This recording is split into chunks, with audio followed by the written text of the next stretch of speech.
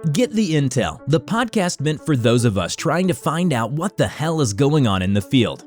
Here we discuss tools, techniques, and approaches that you can implement to streamline operations and let you focus on your craft.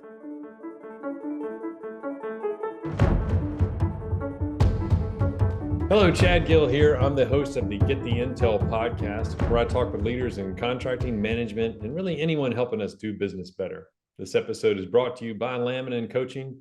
Laminin is a business coaching company with a focus on contractors in and around construction. We not only help with proposing solutions and methods, but integrate them into your business as well.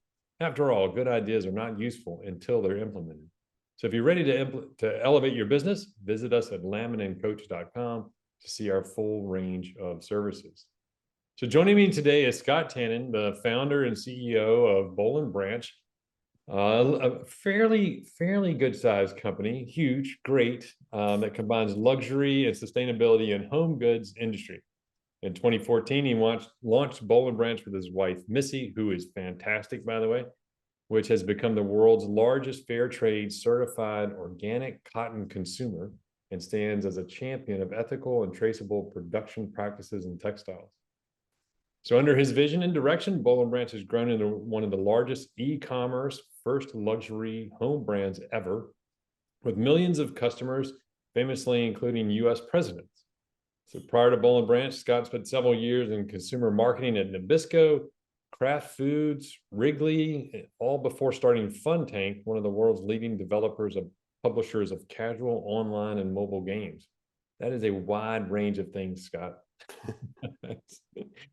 I mean, it's and in Boll Branch, not only do you guys have y'all's seats and stuff are so soft, you even have soft dogs. I think I saw it run around behind you there. Yeah, they're on the loose. Yeah, everything's soft. But if you think about it, I started in cookies and things like that are eaten by kids that play video games, who do nothing with their lives except sleep. So it all kind of works. Yeah, I mean, we're going to continue this trend. I guess you're getting into the CBD stuff next. You know? Exactly. Keep my own industry, man. You need a nap and a snack. Okay. I'm going to play some more video games now. Oh, man. No kidding. So how do you go? I mean, how do you move from these different industries? I mean, these are wildly different situations. I mean, if you're at Kraft Foods and you're like, I need a new thing, I don't think you jump straight to bedding unless you're laying in bed thinking I need a new thing. Well, I'm here in bed anyway. Yeah, it's one of those things in life that, like, maybe things are supposed to make sense looking backwards. In this case, it makes no sense at all. But I started my career as a marketing guy at Nabisco, which became Kraft Foods, and I got out of college in '99, which meant that even though I was like 22 years old, I was one of the only people in the company that really had figured out how to use the internet, at least at that point, and that was just purely as a user.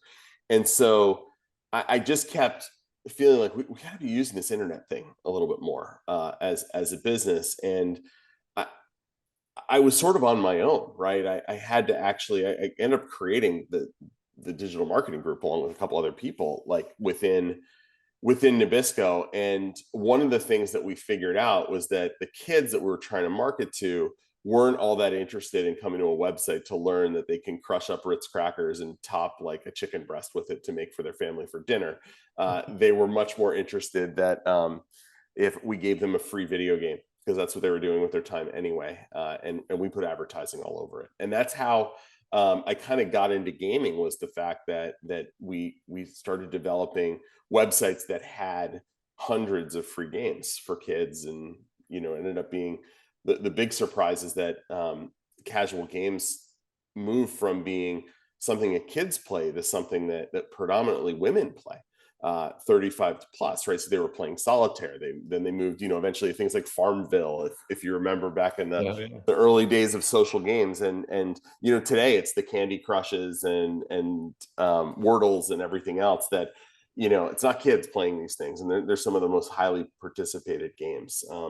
But I ended up starting a gaming company. So at least it made some sense that I had some exposure to gaming, started a gaming company and sold that in 2010 and stayed on a little bit.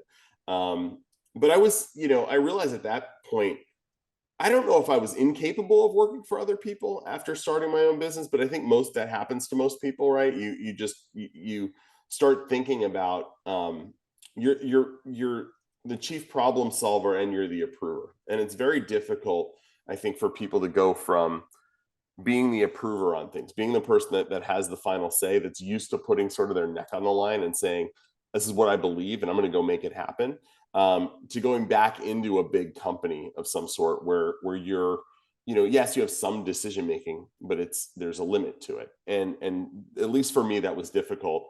So I was trying to figure out something else to do, something else to start. And I had all these different ideas, and the one that just sort of stuck to me ended up being bed sheets. And that was, again, it was just a reflection of where Missy and I were at that time, moving from a queen bed to a king bed and needing to buy new sheets, and finding that the process to buy them was confounding Missy, to which I thought was ridiculous. So I figured, all right, I'll solve this on Google in 5 minutes and go back to trying to come up with a business idea. Next thing I know, like, honey, let's send all the money we have to a dude in India, and maybe in 8 months a ship will show up and all the sheets will be on it. And literally, that is what we did. And sometimes it's better to be lucky than good. Yeah, exactly. I like that. I need 2 sets of sheets. Okay, there'll be a shipment here in 8 weeks. How many sheets did you get? 200,000, right? Exactly. Yeah, exactly. That makes total sense. We'll never have to wash sheets again. Worst scenario, we never wash sheets. Which is great. I mean, I have sons in college, so I mean, I don't think they wash sheets anyway, but who knows? Every year, we send them with white, they come back with gray, we're good to go. That's so gross. It is terrible. Terrible. Why they don't, they must have the health of a who knows what, because that stuff should kill them. So how do you stay, like, I know what you're talking about, on a much smaller scale. Like, I sold my company, and then I'm working, as part of that is working within the company that acquired me. And it was, I sent out a quote and I was like, hey, did that quote go out? They're like, well, we're waiting for it to get approved. And I was like, that's different. Yeah. It's not bad. No. It was just different. And then, part of me wanted to be like, that's great. That's wonderful, because if a machine breaks, I don't have to make payroll or anything like that. But it's a different feeling, and it does make you bristle a bit. Yeah. Well, especially I think when you get energy from the idea of, and we're not even talking major risks, right? There's micro risks of, when something makes sense to you and it's right. I think people that have a natural entrepreneurial mindset get energy from taking that chance. And by the same token, when the process slows down, the energy sucks out. It's like, no, I don't justifying this, like, not that doesn't mean you don't respect other people, because I think, I know you well enough, like you obviously respect people. I respect a couple people. Just kidding. My wife being one. But when the process feels burdensome, and the distance between the decision and the result, the measurement of that result gets longer, right? It can stifle, it can suck the energy, and it can make people we all need to find energy from different things. And I think when we don't find that energy is when we get bored, complacent, frustrated, and that's when the negativity comes. Yeah, I think it's funny you're talking about. I was like, I could see it. Like, you go to a concert and they play their set, and then at the end, everybody stands and claps. And you're clapping because they've got 2 or 3 more songs, because they haven't played the favorite one yet. Yeah. And so you're clapping. There's a certain period of time, and I think the entrepreneurs in the group are the ones going, okay, that's enough. Get back out on stage now. I clapped. We're ready. Let's go. And there's other people like, yeah, maybe we can convince them to come out. And you're like, no, hell no, they're coming. Yeah. And I think that's kind of that energy thing you're talking about. Yeah. I want it to happen. So can you keep that, as companies get bigger, can you keep that, or how do you let people that are working inside your company get that feel as well? Well, I think it's, I think you start, I think there's a couple things. First of all, like, where we find energy, and I know we've talked about this before, but there's a certain sort of retrospective romanticism to the early days of any company that an entrepreneur, the good old days, right? Like Oh yeah. the good old days when I was forgetting to put our expenses in Quicken and I didn't actually know how much money we had. Were those the good old days, or the good old days when I got bored trying to put an Excel model together and I just guessed instead and guessed wrong, right? But there is this phase of building that I know you and I we both get a lot of energy out of, and positivity. It's the unknown and the feeling that we're going to go out and try to solve a problem, try to take something on, and ultimately test our own mettle is what we're doing. And at some point, and I talked about this the other day with somebody. I'm like, there was a point in time for years where the biggest thing I worried about every single day at Boll Branch was whether or not we were going to have sales that day. Like, is anyone going to come buy this product, right? That is not the number one thing I worry about anymore. Not to say it's not critically important that you don't have to work hard every day to get people to come buy your product, but there's all sorts of other worries. Some that I think as an entrepreneur are energy positive, and some that are energy negative. And one of the things that I found over time that I get a lot out of is working with other people, and getting them to break out of whatever sort of space that they've been in, because they've worked at a big company, and I've worked for American Express or whatever the company is, and yes, here's my proposal, and then I want to share it with my boss, their boss, their boss, their boss. And then in 3 months, we're going to be able to get it done. And to be able to talk to somebody and say, look, you came to work for this company because you wanted to work for a small business. Make the call.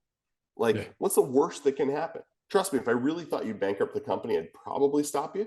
But but being able to help coach people and inspire them to think in an entrepreneurial way is one of those things that I don't think I would have ever said 5-7 years ago that would be one of my favorite parts of my job. And now it absolutely is.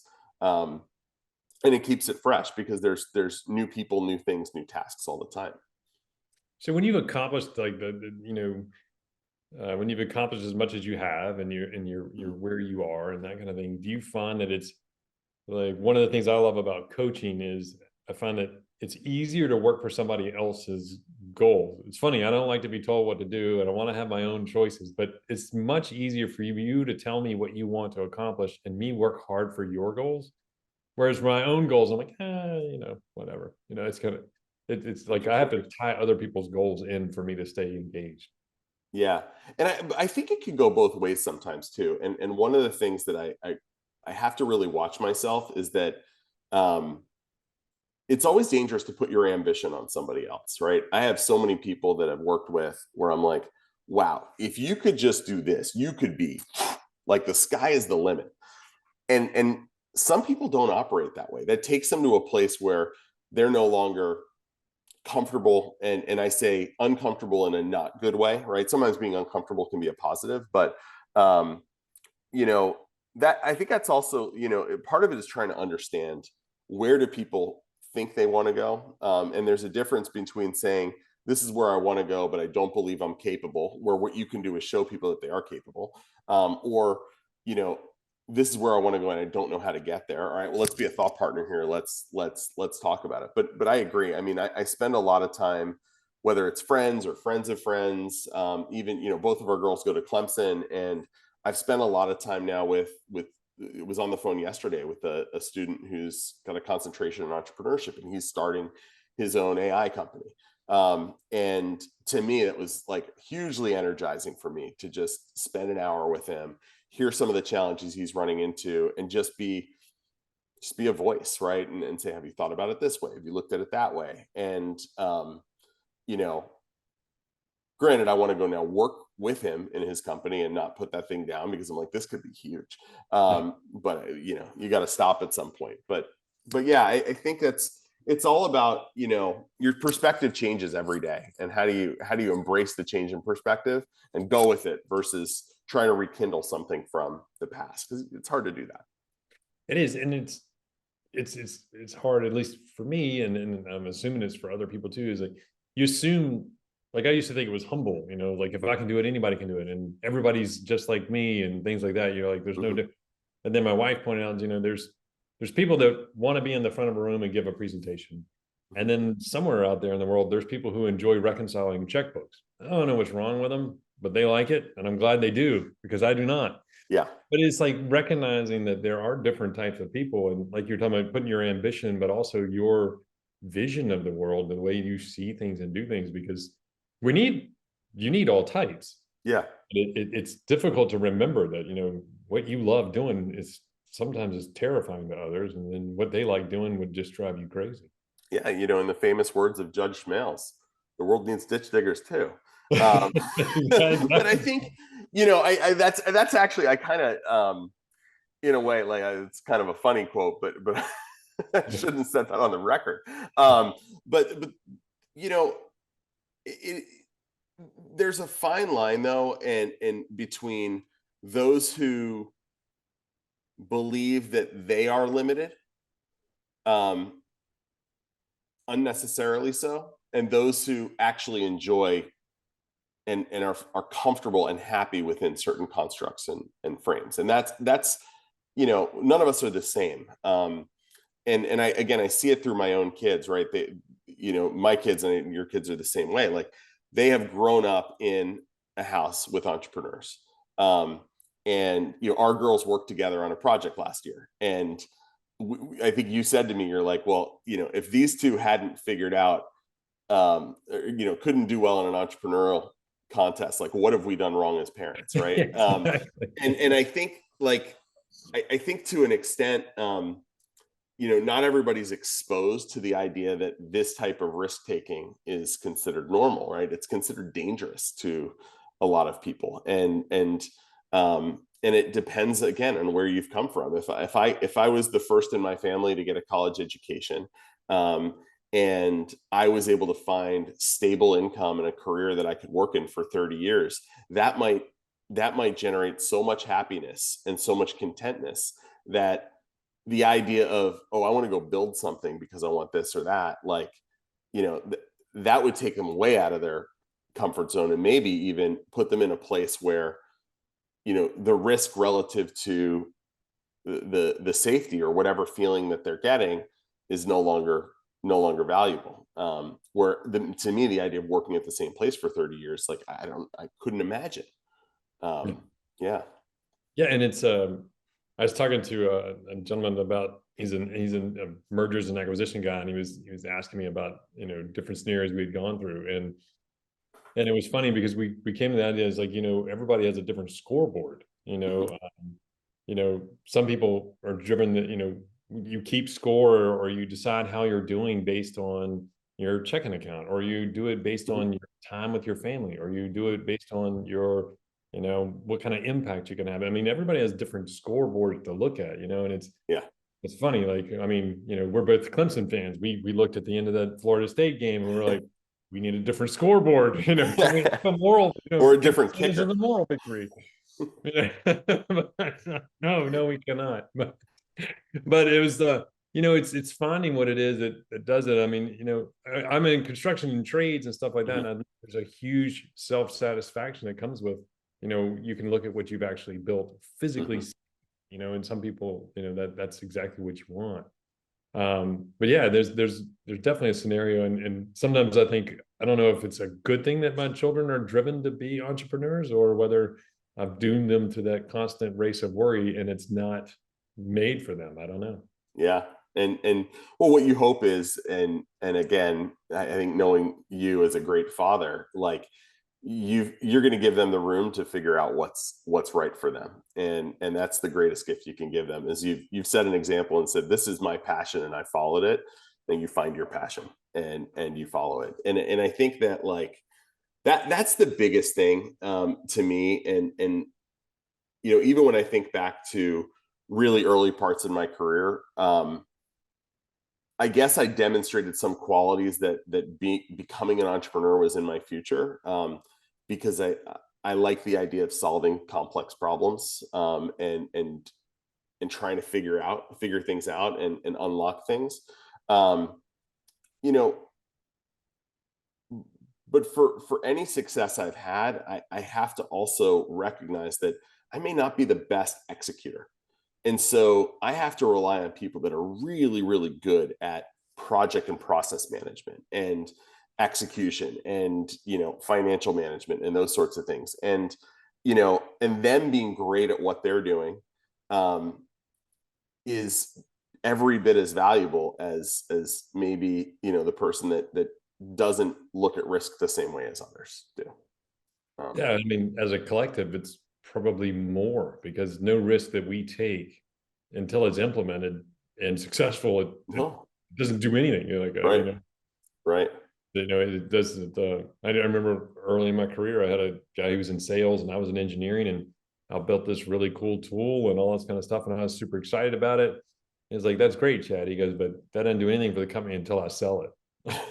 I was like, well, yeah, he was a real motivator. I'm like, man, I'm going into sales. Yeah. But yeah, I mean, it's that team side of it is super critical. But so what do you do now? I mean, I know you guys are doing retail stores and you're doing furniture. You're gonna Yeah, go. we just launched a furniture line. I mean, we're not necessarily pivoting the company to become a furniture business, but especially given our stores and that we're custom making furniture anyway, people are asking to buy it, and so it's like, well, we'd be foolish if we didn't find a way to sell it to them.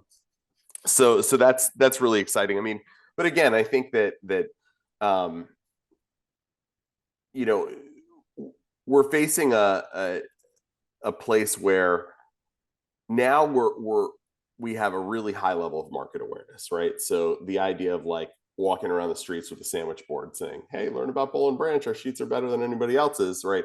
That's not, a lot of people are, "Oh, I've heard of you guys," or I know this or I know that. And so starting as a digital business, again, which e-commerce was a space that I've learned and understood. Physical retail is like, it's a whole new business, right? It's about getting people in the door. It's about the experience you offer them. And there's a real estate component to it. There's about where you place your store and how you think about different markets. And so to me, it's like thrilling because it's like building an entirely new business again within Boll and Branch. So I take everything I know about Boll and Branch, and have hired a bunch of people that actually know what they're doing from a retail standpoint. So I'm learning a lot, and I find that it's interesting when you bring people in that may or may not, most of them have come from bigger companies, West Elm, places like that, and you know you give them, you're like, hey, listen, you've done this, you already know what to do, like, let's just do it. Yeah, And it's like, well, but we should really go this market and this market and this market. Like, you've worked at West Elm for 10 years. You know what markets work well. You know what the difference is between good location and bad location. Like, let's go for it. And I think, like, to me, I love that part of it because you're able to give people these moments and opportunities to just be like, yeah, you're right. I do know what I'm doing. And they feel like they own their little piece of the business too. that's awesome. And you wonder, that's where you're transferring that bit to them because they've worked somewhere else and they've done their job and they're Yeah. phenomenal at it. But it's that whole other thing of, if you think it's right, they're like, no, I brought it to you so you could tell me it was right. No. If you think it's right, Yeah. I'll back you.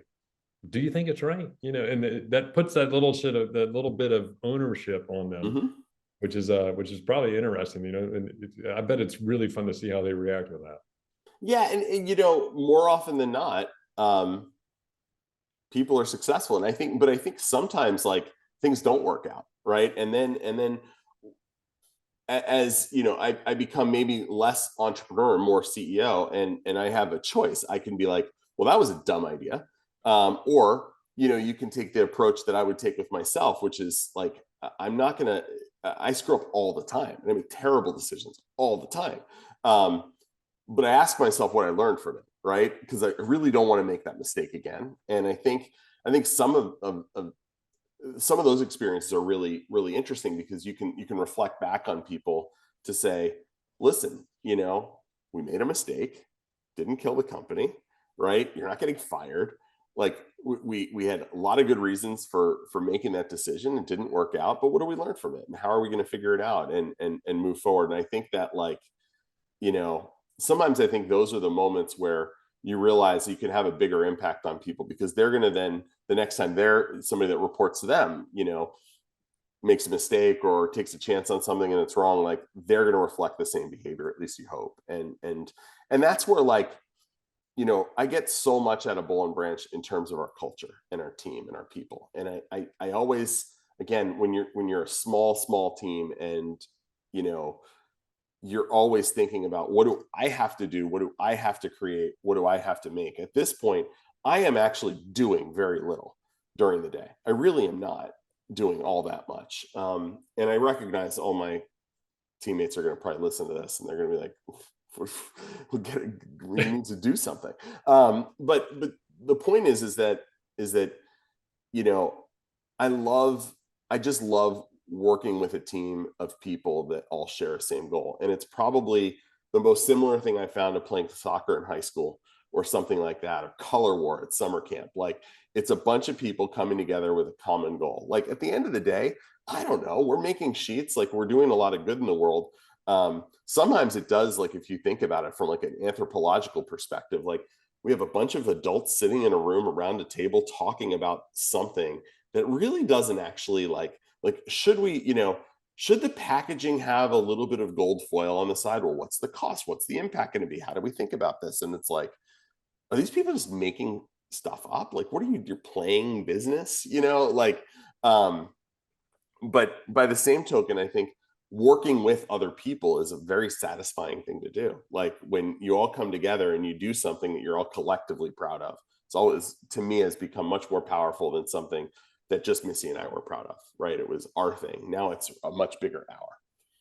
Yeah. No, I think that's going. I think probably the hardest part of being the CEO would be keeping that vision, both clear and shared. Well, that's the job at this point. That's the job, right? Yeah. Is like, just be super steadfast on your vision and your values, and then model the behavior that you think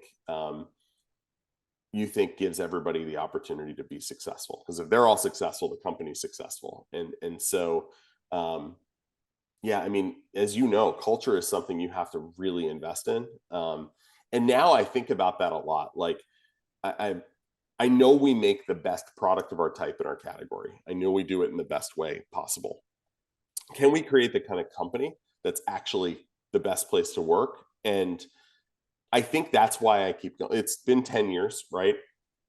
And I'm not slowing down. And I've had discussions with folks internally. They're like, are you thinking, it's been 10 years, Scott, you're going to step away? Like, are you and Missy going to go? I'm like, hey, what would I do? Like, I mean, the two of us are going to just, do this. Yeah. Like, read the paper and talk. Like, no. And we live in New Jersey. So we have, like, 5 days of summer. But I think that, when you create an environment of people that's really enjoyable and exciting and fun, that's what keeps me there, right? We're only in office a few days a week at this point, and that's the right thing to do for our team and where people live and the point we are in the world, especially in this part of the country. But I miss 5 days because I miss being around the team. I love that part of it. I love people's dogs in the office, and I love, just seeing people grow and again, being a part of a team. If I was doing this independently, I would have been gone probably a long time ago, because, at that point, I'm a hamster on a wheel spinning around making sheets. And now, I've got new people joining the team and getting to learn what they're dreaming about. And like, wow, how can I use my highly advantaged place in this world right now to help you get there? But now you're also, I mean, I don't know if you want to talk about it or not, but Red 5 Capital and doing that, is that a different offshoot? Is that kind of that's like, it's invigorated? So it's really interesting. So that's a small investment arm that I actually started well before Boll Branch, where I've invested in a number of small businesses, and in all cases, I'm investing in the founders. much more so than the businesses. I have to like the product, like, and it's always going to be a physical product. That's just, I've got a couple tech companies, but for the most part, it's a physical product. And I like to back people that I think have vision and courage and all of those things. But I also realize as an operator, and I know you would feel the same way, like you recognize it's not my toys. Like I have to put them away at the end of the day if I'm helping out. Like it's your company, your business, and I just get a lot out of, and I spend a lot of time coaching and informally, less formally than you, but I'm notorious for. I mean, I'll get random LinkedIn messages, and the next thing I know, I've got 5 meetings in the books after a couple months, and happy to help. And so, what started with Red 5, where I was taking equity positions in businesses, is now something I'm meeting a lot of founders like, no. First of all, I'm willing to give you free advice, so don't try to give me equity. Like I know you're trying, like, oh, can we get you on an advisory board? I'm like, no, you don't want to do that. Like, can you just hold your equity a little bit? Like, trust me, you're going to want that at some point, right? Yeah. And so I do a lot less investing at this point, but I'm probably engaged with more companies. I would think that's a great play. I mean, it's we talk about changing scoreboards, it's like, it's not about that point. You're not using them, but you're there to pull that energy, to get that for sure excitement to pull it, because like I said, I mean, you get to be around even more people with a huge impact, and you don't have to clean up after the party. Exactly. And there is something amazing that when you meet somebody that is so bought into what they're doing and has so much belief, and that rekindles all the positives that you as an entrepreneur have felt at many times. And I think that, like, I just love it. Like, to me, it's like living in a documentary sometimes, right? I'm always just blown away, especially, I keep getting older, and everybody else seems to keep getting younger. And I'm like, wow, you're 24 years old. You're a college senior, you're wherever you are, and you're thinking in this way, like, wow. Right. And I find it humbling, and I find it, incredibly invigorating to see the potential that's out there.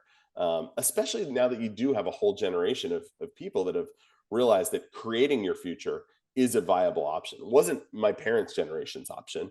And for us, I think you and I may be on the earlier side of saying, all right, this is an option for me, where our friends were probably like, these guys are crazy. And now it's much more considered and viable. Do you have, are most of your friends entrepreneurs? None. I mean, do you find that it just has to be? So no, it's funny. Most of my friends, because I live in New Jersey, like, they work in finance. And I have no idea what anyone in finance does at all at any point in the day. I'm like, wait, so, I'm an analyst, and I'm like, what do you analyze? They're like, well, I meet with CFOs, and I'm like, but I don't understand. Like, you get paid for that? Like, someone wants that?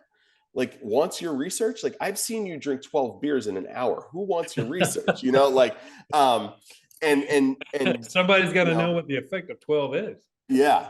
But I do think entrepreneurship can tend to be a team sport. So I've gotten to know a lot of other founders of different companies, and I find everybody's always so generous with their own experiences and feedback. Like, all right, I'm running into this HR issue. How have you ever dealt with it? Oh, you know what? I did something similar, and this is how we handled it, or whatever it happens to be. So I have a lot of, like, professional relationships with folks that are entrepreneurs, and I do find myself attracted to other creators and entrepreneurs. But when I look at my own network of friends, it is funny how none of them are entrepreneurs. But in some ways it's great, because I don't understand what they do, and I really don't want to talk about work when I'm not working. Yeah, exactly. Like, dude, just let's look at sports. Let's jet ski. Let's do something.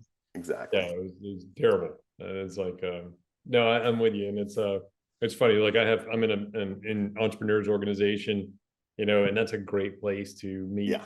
You just, it can be one of the most expensive clubs to ever go into, because every time you get in there, you get sucked in. And I'm like you. I'm like, man, I don't know what you're doing, but I love what you got. Yeah. I'll just, wherever you want to go, let's go. And then next thing you know, you've spent a ton of money, and you're like, oh my gosh, it's like, I need to be at Wharton. I need to be over here. I need to be there. And I have to stay off Kickstarter. I buy everything on Kickstarter. Like I bought the other day a mouse that is just on the tip of your finger that you just move around and it will work on the screen. I haven't gotten it yet. And I bought it, and then I got the survey, put in your address. We're going to send this thing to you. I'm like, why did I buy this? Like, the mouse works fine. Like, what am I doing? But I watched the video, and I'm like, I got so romantically involved with the concept that I'm like, I gotta have it. Like I am the sucker that was born every minute. And you're like Jenny. Jenny will come in, my wife, and she'll come in. She's like, hey, this, I got this for you and all this kind of stuff. And then the kids in the background nodding like this. I'm like, there's a video about this, isn't there? She goes, no, Daryl and Dinner got this on Instagram, and it's just, man, there was this video, and there's like, and I was like, we do not need this. We don't even own a boat. Why do we have this? We have a video about an anchor and an anchor, no boat. I'm like, yeah, I know. Well, the worst was I bought. So I love my dogs a lot, probably too much so. But I bought the same thing twice, forgetting I bought it the first time. In the same, like, because I saw like a TikTok video, and I'm like, oh, the indestructible dog ball, like the dogs would love this. I ordered it, and I guess I saw it again. I'm like, well, that's a great idea. I should buy this. It came like 3 days apart. Missy's like, why did you order more of this? I'm like, I think I actually bought it twice. I just found their ads so compelling, apparently. Like, why do we have two indestructible? I like it. Indestructible dog ball. Buy one, get one free. What the hell do you need the second one for if it's indestructible? Right, like, exactly. now you got 4. You're like, clearly we need 2 more dogs. Yeah, exactly. Well, Scott, I really appreciate your time. This has been fantastic. Love your friendship. Love being around your family, and really appreciate you kind of talking to us and a lot of what you're doing. Well, thank you so much, and thrilled to be here, and just a big fan of yours. So thanks for having me. Perfect. Thanks, Simon. We'll talk soon. Thanks for listening to Get the Intel. We'll see you next time, and be sure to click subscribe to get future episodes.